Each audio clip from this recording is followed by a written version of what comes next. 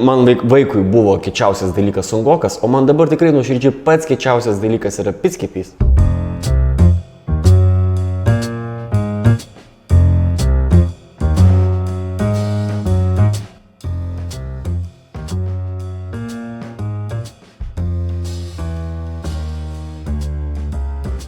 Nes kaip?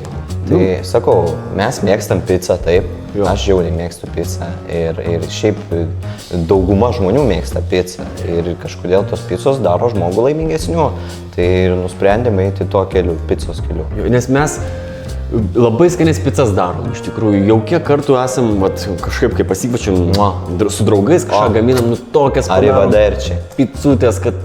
Bravi. Tikrai, ten... Bravi. Jo.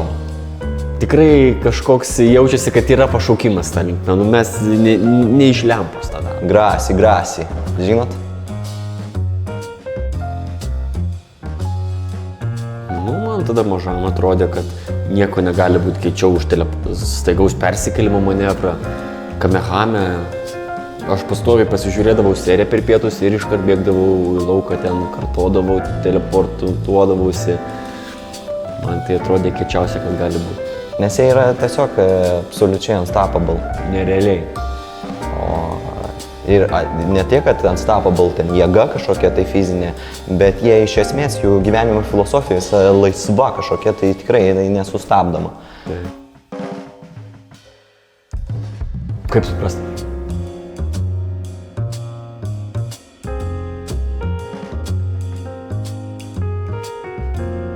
Nieko čia naivaus, čia viskas. Tai būtent dabar, o ką? Dabar. O kada dar, jeigu ne dabar? Tipo, superherojus pickepys? O man visai kietai.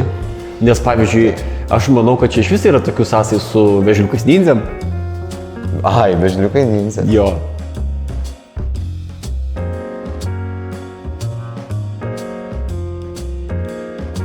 Taip paprasčiausia susiję, kad mes, būdami tokiam etape, nusprendėm siekti savo svajonių. Toliau kažkaip nesustoti, neįsiklampinti į vieną tokį jau kažkada senai gal klaidingai pasirinktą kelią ir mes, suprantat, dabar siekiam savo šitų superherojų.